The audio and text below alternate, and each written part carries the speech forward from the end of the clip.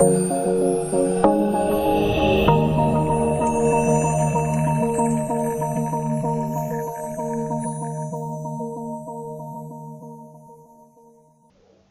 sejahtera untuk kita semua. Hari ini kita sudah memasuki pertemuan ke-11 yang akan membahas tentang kelas Layout Manager. Tapi sebelum kita memasuki kelas Layout Manager, saya akan membahas latihan yang minggu kemarin saya berikan. Oke, kita langsung saja ke J-Creator-nya. Oke, di sini kemarin kan terakhir saya meminta untuk menambahkan satu objek lagi, yaitu objek label. Yang berisi dengan NIM kalian, apakah bisa ditambahkan atau tidak? Oke, kita langsung coba saja ya. Di sini saya coba.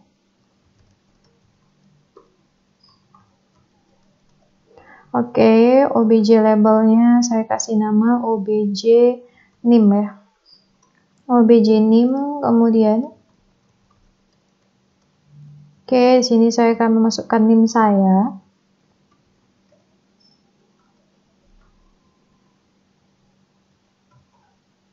Oke, pertama kali kan kita buat dulu objek yang akan kita tampilkan, yaitu objek NIM.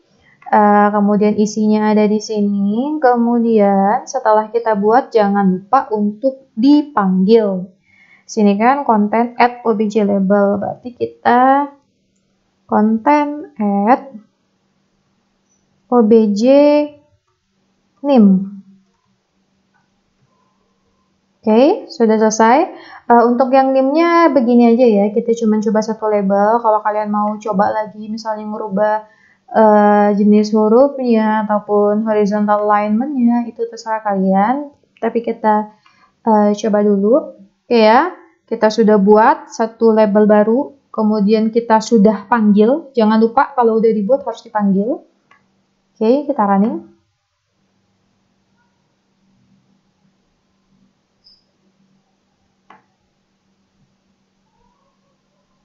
Oke, apa yang muncul? Nah, di sini yang munculnya cuma NIM-nya saja, namanya sudah tidak muncul. Kenapa bisa begitu?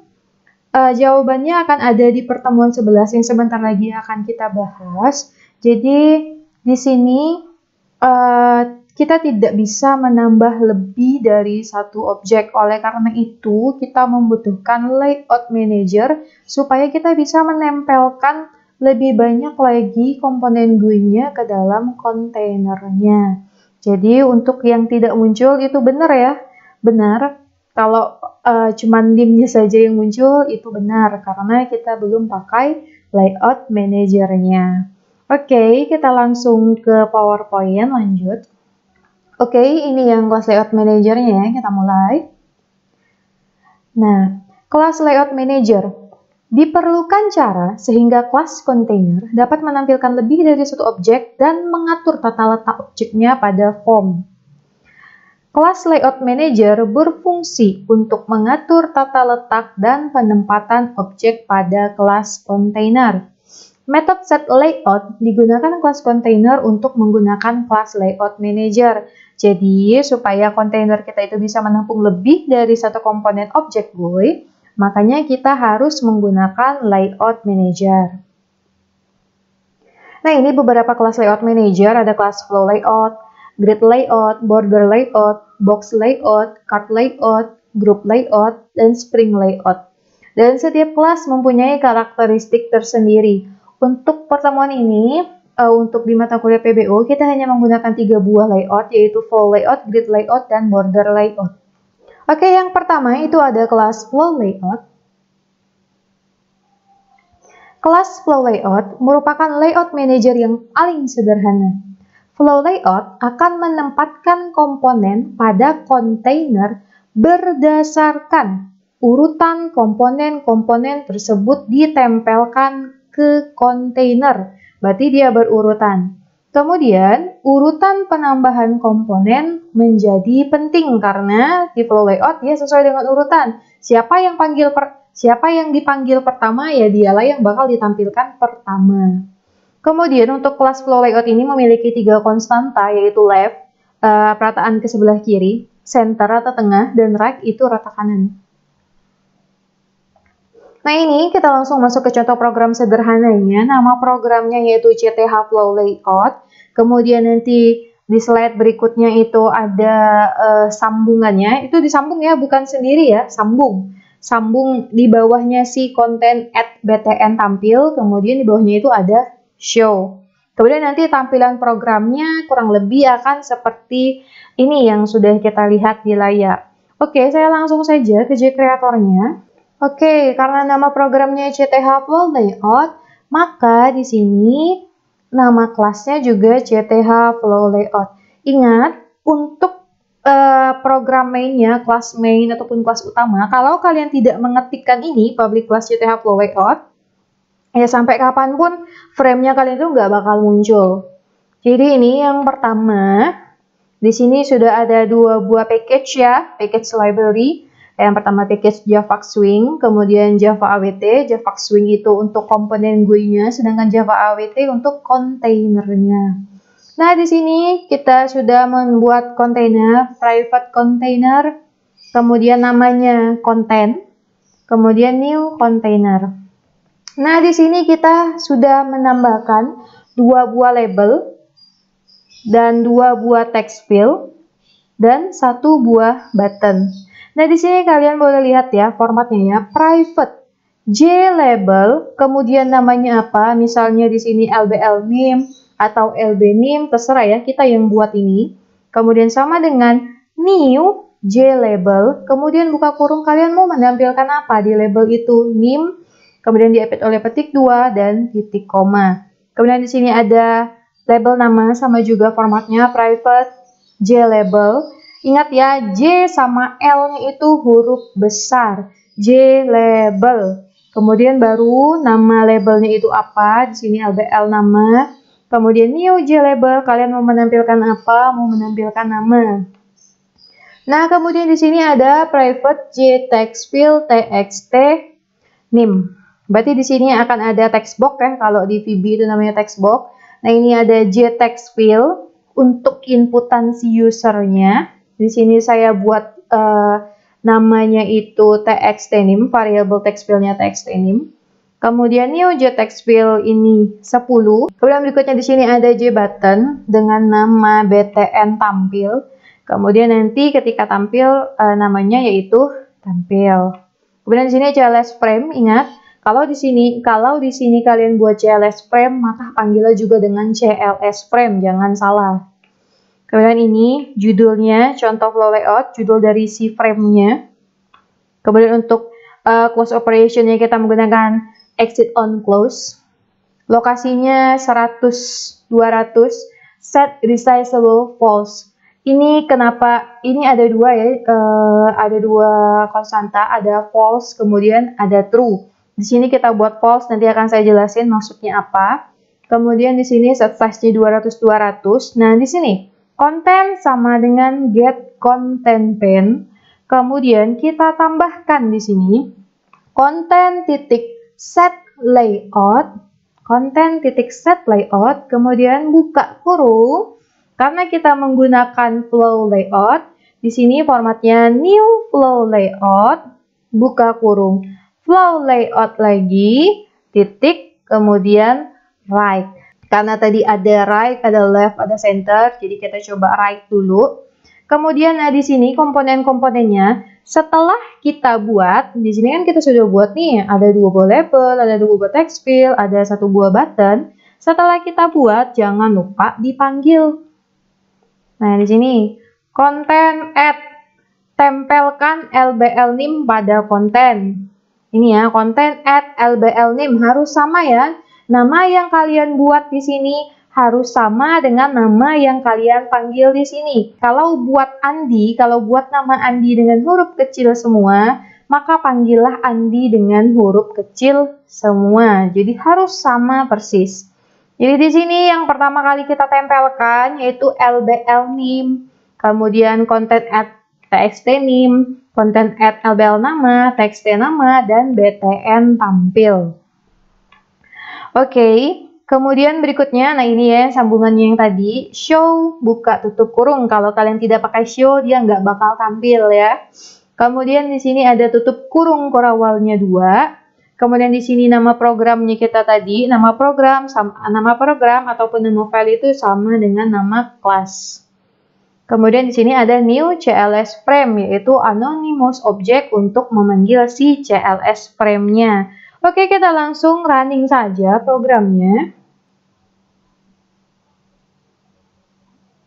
Nah, ini ya. Nah, di sini ada set resizable false. Kenapa false? Di sini berarti resizable kan berarti bisa di utak-atik ukurannya ya. Nah, di sini kalau kita kasih nilai false, dia nggak bakal bisa memperbesar nih. Maximize-nya juga langsung dimatiin sama dianya.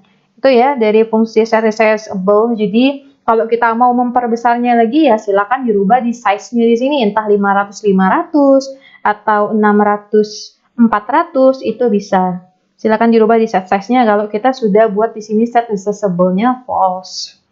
Oke, itu yang untuk set resizable-nya. Nah, sekarang di sini untuk flow layout tadi kan, konten menggunakan metode set layout ya. Konten titik set layout, new flow layout, right. Karena dia right, maka dia bakal nempelnya ke sebelah kanan kita ya, ke sebelah kanan. Kemudian di sini tadi flow layout dia urutan itu menjadi yang terpenting ya. Jadi kalau kalian menempelkan si LBL NIM duluan, maka LBL NIM lah yang bakal muncul pertama kali. Kalau BTN tampil yang paling terakhir, maka BTN tampil akan di urutan terakhir. Oke, tadi kan right ya, sekarang saya coba dulu untuk yang ke left-nya. Oke, kita rubah konstantanya menjadi left. Oke, kita running. Nah, kalau dia left, mulainya dari sebelah kiri. NIM dulu, sini ya. Ini urutannya ya, LBL NIM, oke, NIM. Selanjutnya ada TXT NIM, oke. Selanjutnya ada LBL nama, selanjutnya ada TXT nama, selanjutnya ada tampil. Oke, itu yang left. Sekarang kita coba yang center. Center, oke.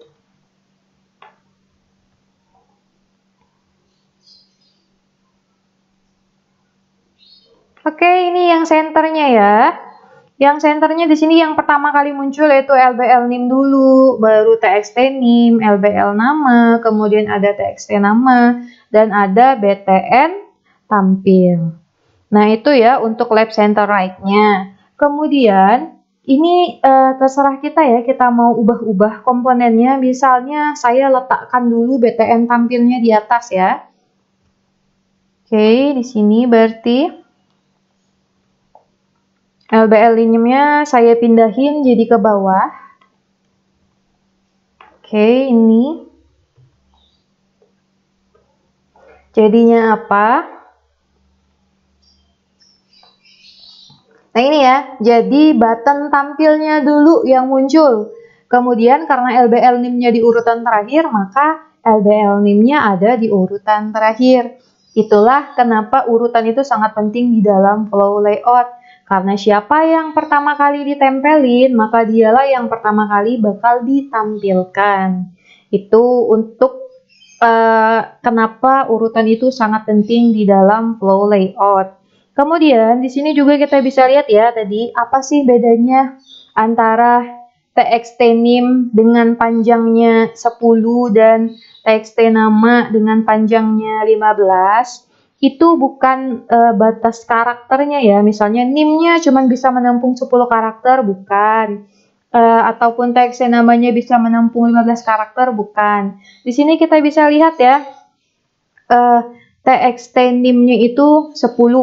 Kita bisa lihat kotak TXT NIM sama kotak TXT namanya itu beda panjangnya. Kalau 10 panjangnya cuma segini, kalau 15 panjangnya cuma segini. Jadi bukan di karakternya. Misalnya di sini saya tulis ya ada 10 karakter, bisa nggak ada 15 karakter?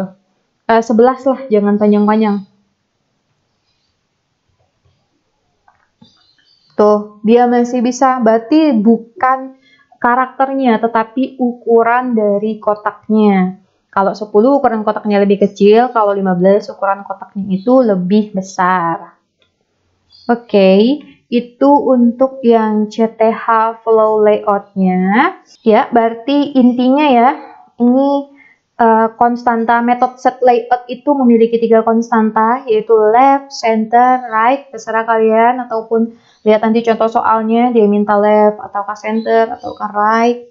Kemudian berikutnya urutannya itu menjadi sangat penting. Jadi siapa yang dipanggil pertama kali, ya dialah yang bakal ditampilkan pertama kali juga. Oke, selanjutnya kita lanjutkan lagi ke PowerPoint. Oke, ini untuk yang CTH flow layout-nya ya. Sudah saya jelaskan di Creator-nya. Nah, ini tampilan programnya karena saya menggunakan konstanta center, jadi tampilannya dia rata tengah. Name, kemudian text name, label nama, text nama, dan button tampil. Oke, next. Nah, di sini berikutnya ada kelas grid layout. Kelas grid layout membagi area kontainer menjadi sejumlah tempat dalam bentuk matriks dengan ukuran yang sama. Area kontainer dibagi dalam format baris dan kolom, dan ukuran komponennya sama. Contoh, grid layout 1,2, ini artinya 1 baris 2 kolom. Kalau grid layout 2,1 itu artinya 2 baris 1 kolom. Sedangkan kalau grid layout 2,2 itu artinya 2 baris 2 kolom. Oke, next. Nah, ini sudah ada contoh program sederhananya. Nama programnya CTH Grid Layout. Jangan lupa, ya, di bawahnya masih ada sambungan, disambung ya, bukan di beda program ya, sambung. Jadi, habis konten titik add, buka kurung btn tampil titik koma, bawahnya lanjut lagi ke show sampai dengan tutup kurung kerawal yang terakhir. Nah, ini beda ya antara flow layout dan grid layout. Kalau grid layout dia lebih rapi karena dia bentuknya seperti matriks. Oke, kita langsung saja ke Creator-nya. Oke, ini untuk yang CTH Grid Layout. Hampir sama, masih menggunakan package library Java Swing dan Java AWT. Kemudian, nah di sini sama juga ya, menggunakan 2 buah label, menggunakan 2 buah text field, dan menggunakan 1 buah button. Kemudian, letak perbedaannya itu ada di set size-nya. Kalau sebelumnya tadi 200-200, sekarang kita coba ke 200-100. Ini terserah kalian ya, kalian mau ukurannya berapa, bebas. Kemudian, nah sama juga, kalau tadi konten titik set layout, new flow layout, buka kurung flow layout, titik center, ataupun left, ataupun right. Nah, kalau untuk di grid layout, dia lebih singkat, konten titik set layout, kemudian buka kurung new grid layout, buka kurung 3,2. Artinya akan ada 3 baris dan 2 kolom. 3 baris 2 kolom ya. Kemudian dia mulai menempelkan objek-objek GUI-nya pada konten. Yang pertama kali ditempelkan yaitu LBL name. Kemudian selanjutnya text name, LBL nama, text nama, dan btn tampil. Jangan lupa di sini dirubah ya, karena nama programnya kita, nama program ataupun nama filenya CTH Grid Layout, maka nama kelasnya juga harus sama. Oke, kita langsung saja running programnya. Oke, ini sudah muncul ya.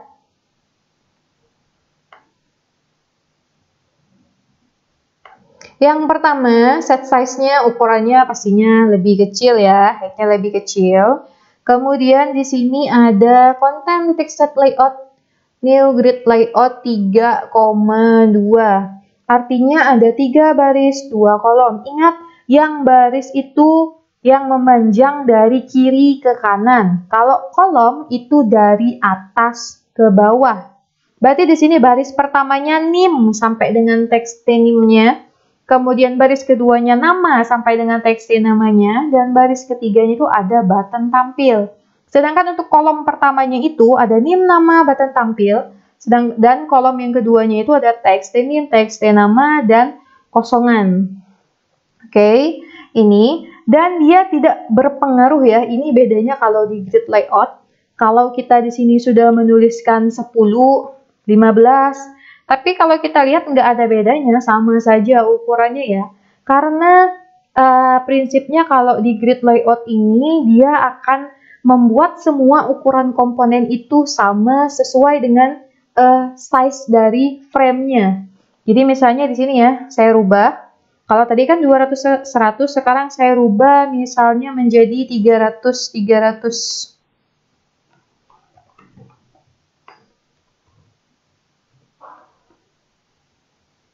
Nah, kalau kita rubah menjadi 300 size-nya, maka dia juga bakal ngikutin. Jadi kalau di grid layout ini, seberapa size frame-nya, maka dia akan buat semuanya ini menjadi sama rata. NIM-nya seukurannya sama dengan TXT NIM, namanya, dan TXT nama, kemudian button tampil. Ini kalau kalian pakai penggaris itu pasti sama ukurannya.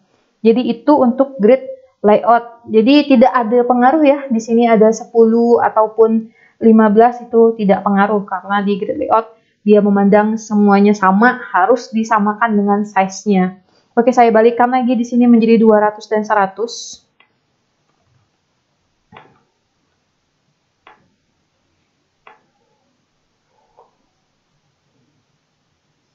Oke, ini sudah 200 100 sama ya. Untuk penempelannya juga, siapa yang pertama kali ditempel ya dia yang pertama kali ditampilkan. Sini ada LBL NIM, LBL NIM, LBL NIM. Jadi dia itu karena 3 baris 2 kolom, dia bakal penuhin dulu baris yang pertamanya. Kalau baris pertama sudah penuh, baru dia akan pindah lagi baris. Berhubung di sini karena kolomnya itu cuma ada 2, maka yang selanjutnya akan pindah baris lagi. LBL NIM, TXT NIM, udah penuh sampai kolom kedua, lanjut lagi baris kedua. Di sini ada LBL nama, TXT nama, udah penuh, lanjut lagi ke BTN tampilnya. Itu untuk grid layout 3 baris 2 kolom. Jadi nanti kalian tinggal lihat aja itu ada berapa baris, ada berapa kolom, kalian yang menentukannya. Oke, itu saja ya. Jadi grid layout itu ukurannya akan menyamakan dengan ukuran frame-nya. Jadi kalau tadi saya ubah 300 gedenya jadi makin gede. Semuanya itu sama rata ukurannya pokoknya. Oke, itu untuk grid layout. Sekarang kita lanjut lagi ke PowerPoint-nya. Nah, ini ya yang tadi tampilan programnya. Kemudian next. Oke, yang ini ada kelas border layout. Kelas ini membagi area kontainer menjadi 5 bagian. 5 konstantanya yaitu north, east, south, west, dan center. Jadi seperti arah mata angin. North ini artinya utara ya. Kalau kita nyanyi timur, tenggara, selatan, barat, daya, barat, barat, laut, utara, timur, laut. Jadi ini east, timur, south itu selatan, west ini barat, north ini utara, dan center ini tengah. Oke, kita langsung saja. Nah, ini untuk contoh program sederhananya. Nama program kita beri nama dengan CTH Border Layout. Masih ada sambungannya lagi di bawahnya. Ini sambung ya, bukan 2 program yang berbeda. Masih dalam satu program. Tampilannya akan seperti ini, kurang lebih. Oke, saya langsung saja ke kreatornya. Oke, ini untuk yang contoh CTH border layout-nya sama ya, sama package library-nya itu sama. Kemudian, nah di sini yang membedakannya, kalau tadi kita pakai label, text field, button, dan sekarang kita cobanya dengan menggunakan button saja, biar enak saya menjelaskannya nanti. Nah ini J button-nya, di sini ada 5 button ya. Button utara, kemudian ada button ada BTN selatan, ada BTN timur, BTN barat, BTN tengah. Namanya utara, selatan, timur, barat, tengah. Nah, kemudian di sini juga jangan lupa diganti ya. Kalau tadi layout grid layout, sekarang border layout-nya. Untuk size-nya kita rubah menjadi 300 dan 110. Nah, di sini untuk pemanggilannya itu agak berbeda sedikit ya dibandingkan dengan full layout dan grid layout. Jadi sebelumnya itu kita langsung nempelin sesuai dengan konstantanya.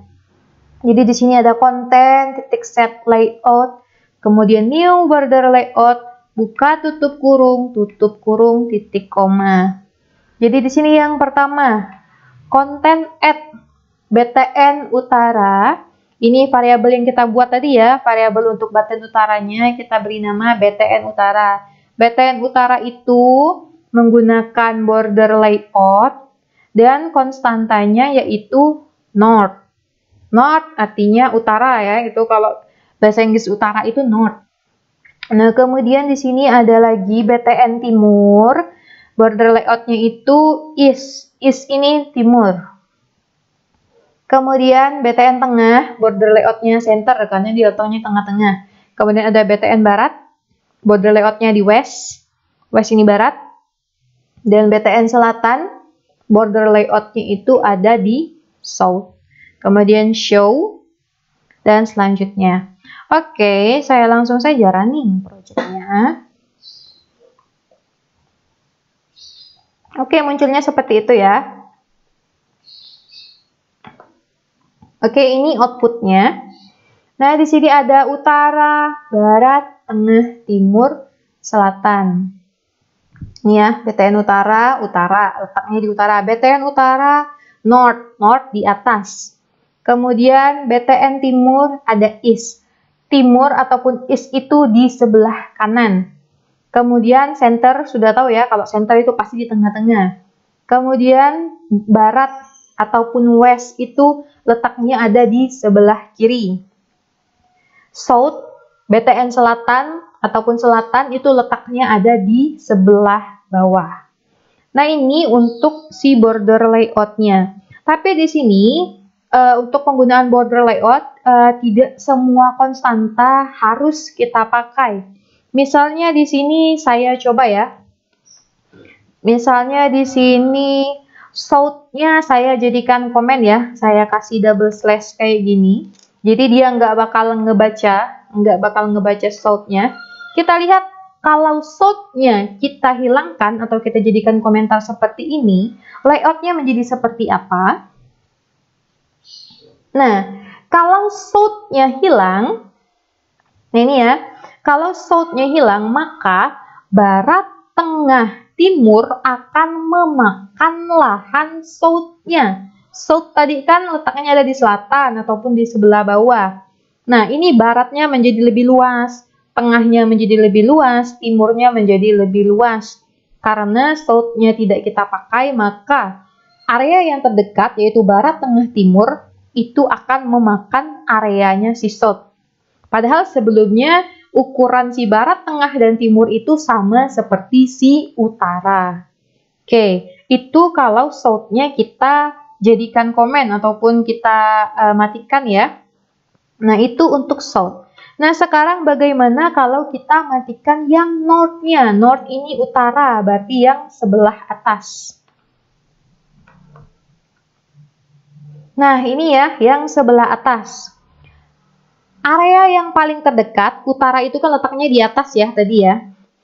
Makanya area yang paling terdekat akan memakan area yang tidak dipakai. Barat, tengah, timur ukurannya menjadi lebih luas. Padahal sebenarnya barat, tengah, timur itu hampir sama persis ukurannya dengan selatan. Itu kalau kita matikan ataupun kita kasih komen di north-nya. Oke, kemudian selanjutnya kita matikan lagi si is-nya. Maksudnya di sini saya jadikan komentar ya, kasih double slash saja. Oke, kalau is-nya kita matikan atau jadikan komentar, is itu kan ada di sebelah kanan ya tadi ya, di sebelah kanannya si tengah. Nah, di sini jadi karena ketika is itu tidak dipakai, maka area yang paling terdekat yaitu si tengah akan memakan area si is. Makanya jadi di sini tengahnya itu lebih panjang dibandingkan si baratnya. Itu kalau kita mematikan is ataupun timurnya. Nah, sekarang kita coba matikan ada dua ya. Kalau tadi cuman east, north. dan south saja. Sekarang kita coba matikan south dan east-nya. Nih ya, kita kasih komen ya di east dan south-nya. Kita coba jadinya apa. Oke, ini south dan east. South itu berarti yang di sebelah bawah ataupun sebelah selatan. East itu sebelah timur, yang ada di sebelah kanannya si tengah. Jadi, si barat dan si tengah itu akan memakan area yang terdekatnya. Barat makan yang bawah, si tengah bakal makan yang bawah sama bagian si east-nya. Jadi itu ya, harusnya kan tadi di sini ada selatan, kemudian ada timur. Yang paling banyak makan di sini tengah, karena dia memakan si east dan memakan juga si south-nya. Sedangkan si barat di sini cuman memakan sedikit south-nya saja. Oke, itu untuk kalau kita matikan east dan south-nya. Sekarang kita coba matikan north dan east-nya. Saya balikan lagi. North dan east, kita kasih double slash. Oke, jadinya apa? Nah, ini ya, north itu sebelah atas, east itu sebelah kanannya si tengah. Jadi di sini sama kayak tadi. Baratnya ini akan memakan sedikit si north, si utara. Kemudian tengahnya ini akan memakan sedikit si east dan banyak si north-nya. Jadinya di sini tengah ini maksudnya ke sebelah kanannya ngambil, ke sebelah atasnya juga ngambil. Gitu ya untuk komen mematikan north atau east. Jadi di sini bisa digunakan karena tidak semua konstanta bakal kita pakai nantinya ya. Nanti kita akan ketemu di pertemuan berikutnya. Konstanta apa saja yang harus dan tidak perlu dipakai. Oke, itu untuk CTH border layout-nya. Oke, ini ya yang tadi ya hasilnya ya. Utara, barat, tengah, timur, selatan. Silakan nanti dicoba lagi di rumah, dipraktekkan. Oke, next. Oh ya, kita sudah sampai di slide terakhir untuk materi kelas layout manajernya. Sebelumnya saya mengucapkan terima kasih karena kalian selalu menyimak dan mempraktekkan di rumah. Karena ini masih masa pandemi dan kita belum bisa untuk tatap muka, saya harap kalian tetap menyimak video-video yang sudah saya share di YouTube. Dan jangan lupa untuk selalu menjaga kesehatan kalian dengan tetap menggunakan masker dan mencuci tangan menggunakan sabun. Akhir kata saya ucapkan terima kasih, semoga sehat dan bahagia selalu.